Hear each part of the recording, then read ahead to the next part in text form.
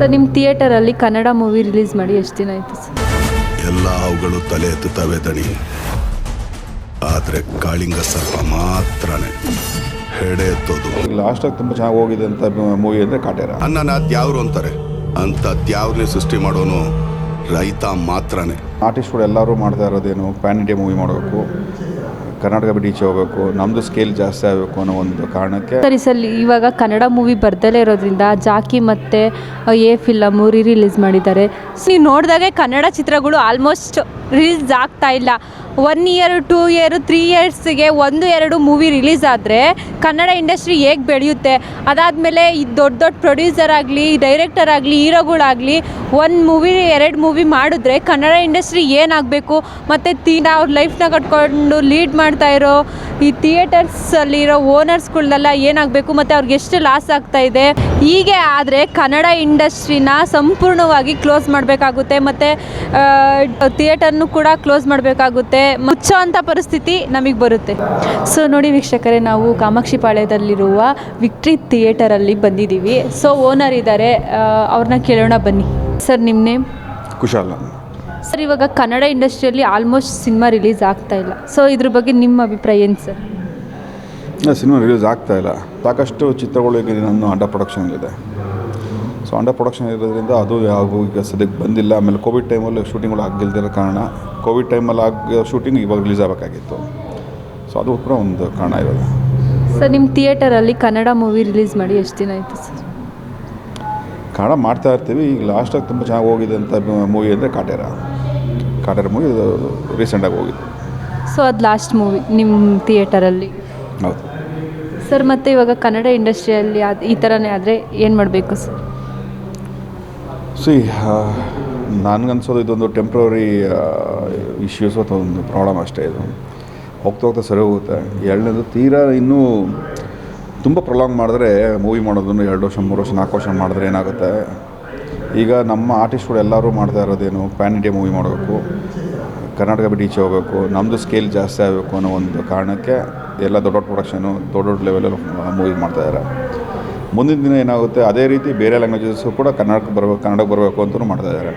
ಬೇರೆ ಲ್ಯಾಂಗ್ವೇಜಸ್ ಅವರು ಮೊದಲು ತಮಿಳಾಗಲಿ, ತೆಲುಗು ಆಗಲಿ, ಮಲಯಾಳಂ ಆಗಲಿ ಆಯಾ ಭಾಷೆಯಲ್ಲಿ ಬರ್ತಾಯಿತ್ತು. ಈಗ ಮುಂದೆ ಹೋಗ್ತಾ ಹೋಗ್ತಾ ಆಯಾ ಲ್ಯಾಂಗ್ವೇಜು ಅದರ್ ಲ್ಯಾಂಗ್ವೇಜಸ್ಸು ಕನ್ನಡ ಡಬ್ಬಾಗೆ ಬರುತ್ತೆ. ಇವಾಗ ಇನ್ನೂ ಪ್ರಿಲಿಮಿನರಿ ಸ್ಟೇಜಲ್ಲಿದ್ದೀವಿ. ಡಬ್ಬಿಂಗ್ ಇಶ್ಯೂಲಿ ಪ್ರಿಲಿಮಿನರಿ ಸ್ಟೇಜಲ್ಲಿದ್ದೀವಿ.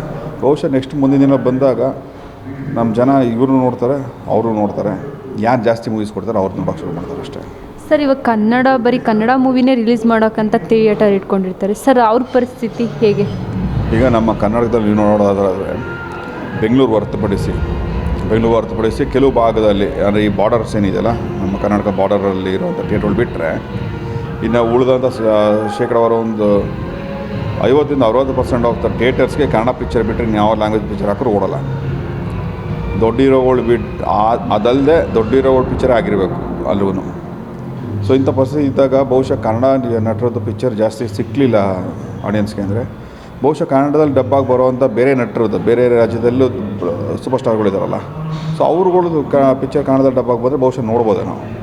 ಸೊ ಹಂಗಾಗಿ ಆ ಥಿಯೇಟರ್ಗಳು ಕೆಲವು ಉಳ್ಕೋತವೆ, ಕೆಲವು ಉಳಿಯಲ್ಲ, ಕ್ಲೋಸ್ ಆಗುತ್ತೆ. ಅದು ಒಂದು ಏನಂತೀರ, ಇಟ್ಸ್ ಅ ಸೈಕಲ್. ಹೊಸದು ಬಂದರೆ ಹಳೆದು ಹೋಗುತ್ತೆ ಅನ್ನೋ ಒಂದು ಇದೆಯಲ್ಲ. ಸೊ ಕೆಲವು ಕಡೆ ಒಂದು ಹೊಸ ಮಲ್ಟಿಪ್ಲೆಕ್ಸ್ಗಳು ಏನಾದ್ರು ಓಪನ್ ಆದಾಗ ಹಳೆ ಥಿಯೇಟರ್ಗಳು ಹೋಗ್ತಾ ಇರುತ್ತೆ. ಸರ್ ಇವಾಗ ನಿಮ್ಮ ಥಿಯೇಟರಲ್ಲಿ ಅಟ್ ಪ್ರೆಸೆಂಟ್ ಯಾವ ಸಿನಿಮಾ ನಡೀತಾ ಇದೆ ಸರ್? ಇವಾಗ ತೆಲುಗು ಮತ್ತು ತಮಿಳ್ ಮೂವಿ ನಡೀತಾ ಇದೆ, ಗಾರ್ಡಿಯನ್ ಮತ್ತು ಗ್ಯಾಂಗ್ಸ್ ಆಫ್ ಗೋದಾವರಿ ಅಂತ. ಸೊ ಯಾಕಂದರೆ ಈ ವಾರದಲ್ಲಿ ಯಾವುದೂ ನಮ್ಮ ಅಂಥ ಕನ್ನಡ ಪಿಕ್ಚರ್ ರಿಲೀಸ್ ಇಲ್ಲ. ಸೊ ಹಂಗಾಗಿ ಈಗ ಏನಾಗಿದೆ, ನಮ್ಮಲ್ಲಿ ಎಲ್ಲ ಲ್ಯಾಂಗ್ವೇಜಸ್ಸು ಮೂವೀಸ್ನ ಹಾಕ್ತೀವಿ.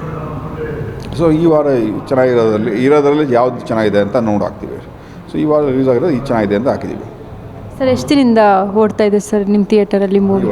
ಈ ಗುರುವಾರದಿಂದ. ಸರಿ ಸರ್, ಇವಾಗ ಕನ್ನಡ ಮೂವಿ ಬರ್ದಲೇ ಇರೋದ್ರಿಂದ ಜಾಕಿ ಮತ್ತು ಎ ಫಿಲಮು ರಿಲೀಸ್ ಮಾಡಿದ್ದಾರೆ. ಅಂತಲ್ಲ, ಇವಾಗ ನೀವು ಇದಕ್ಕೆ ಮುಂಚೆ ನೋಡೋದಾದರೆ ಓಮ್ ಮೂವಿ ಮತ್ತು ಕೆಲವಾದಷ್ಟು ಆವಾಗಿನ ಹಳೆ ಮೂವಿಗಳು ರಿಲೀಸ್ ಆಗ್ತಾಯಿತ್ತು. ಯಾವಾಗ ಸೆಕೆಂಡ್ ರನ್ನು ಮತ್ತು ರಿಲೀಸ್ ಕಾನ್ಸೆಪ್ಟ್ ಇದ್ದಾಗ ಅದನ್ನ ಆಗ್ತಾಯಿತ್ತು. ಮತ್ತು ಎಕ್ಸಾಮ್ಸ್ ಪೀರಿಯಡ್ ಮಾರ್ಚ್ ಮತ್ತು ಏಪ್ರಿಲ್ ಪೀರಿಯಡಲ್ಲಿ ನಮಗೆ ಮೂವಿ ಬರ್ತಿರಲ್ಲ, ಹೊಸ ಮೂವಿಗಳು ಇರ್ತಿರಲ್ಲ. ಸೊ ಆ ಟೈಮಲ್ಲಿ ರಿಲೀಸ್ ಆಗ್ತಿತ್ತು. ಒಂದು 7-8 ವರ್ಷ ಗ್ಯಾಪ್ ಆಯಿತು. ಈ ಥರ ರಿಲೀಸ್ ಆಗಿರಲಿಲ್ಲ ನಮ್ಮಲ್ಲಿ. ಯಾಕಂದರೆ ನಮಗೆ ಸಾಕಷ್ಟು ಮೂವೀಸ್ಗಳು ಇರ್ತಿತ್ತು. ಈ ವರ್ಷ ತಿರ್ಗಾ ಮತ್ತೆ 2 ವರ್ಷದಿಂದ ಮೂವಿ ಇಲ್ದಿರೋದ್ರಿಂದ ತಿರ್ಗಾ ಮತ್ತೆ ಎಲ್ಲ ಮೂವಿಗಳು ರಿಲೀಸ್ ಮಾಡ್ತಾಯಿರೋದ್ರಿಂದ 2 ಕಾರಣ ಇದೆ. ಒಂದು, ಥಿಯೇಟ್ರ್ ಕಂಟೆಂಟ್ ಇಲ್ಲ ಅನ್ನೋದು ಒಂದು ಕಾರಣ. ಆದರೆ ಅದಕ್ಕಿಂತ ಪ್ರಮುಖವಾದ ಕಾರಣ ಏನು ಅಂದರೆ, ಈಗ ಫಾರ್ ಎಕ್ಸಾಂಪಲ್ ಮೂವಿ ಇರ್ಬೋದು, ರಿಲೀಸ್ ಆಗಿ 25 ವರ್ಷ ಮೇಲಾಗಿದೆ. ಆವತ್ತು ನನಗೆ ಅನ್ಸೋ ಮಟ್ಟಿಗೆ ಬಹುಶಃ ನೀವು ಯಾರು ನೋಡಿರೋಕ್ಕೆ ಚಾನ್ಸ್ ಇಲ್ಲ ಆ ಮೂವಿನ. ನಿಮಗೆ ನೋಡೋಕ್ಕೆ ಇವತ್ತು ಚಾನ್ಸ್ ಇದೆ, ಯಾಕಂದ್ರೆ ನೀವೆಲ್ಲ ಕೇಳಿದ್ರಿ ಮೂವಿನ, ಇಲ್ಲ ಟಿ ವಿಲಿ ಅಥವಾ ಯೂಟ್ಯೂಬೆಲ್ಲ ನೋಡ್ಕೊಂಡಿರ್ಬೋದು. ಆದರೆ ಆ ಥಿಯೇಟ್ರ್ ಫೀಲ್ ಅಂತ ಒಂದಿದೆಯಲ್ಲ, ಆ ಥಿಯೇಟ್ರ್ ಫೀಲ್ ಕೊಡೋಕ್ಕೋಸ್ಕರನೇ ಆ ಮೂವಿನ ಅವಾಗವಾಗ ರಿಲೀಸ್ ಮಾಡ್ತಾಯಿರ್ತಾರೆ. ಇದು ಇಟ್ಸ್ ಎ ಆನ್ಗೋಯಿಂಗ್ ಪ್ರೋಸೆಸ್, ಅದರಲ್ಲೇನಿಲ್ಲ. ಇದನ್ನು ಲಾಸ್ ಏನಿಲ್ಲ ಥಿಯೇಟ್ರವ್ರಿಗೆ, ಇದು ಒಳ್ಳೆಯದಲ್ಲ. ಯಾಕಂದರೆ ಇಟ್ಸ್ ನಥಿಂಗ್ ಬಟ್ ಹೊಸ ಜನ್ರೇಷನ್ಗೆ ಒಂದು ಹೊಸ ಮೂವಿ ಕೊಟ್ಟಿರ್ಲಿಕ್ಕೇ ಅದು. ಆಲ್ರೆಡಿ ರಿಲೀಸ್ ಆಗಿದ್ರು ಹೊಸ ಜನ್ರೇಷನ್ಗೆ ಹೊಸ ಮೂವಿನೇ ಅದು.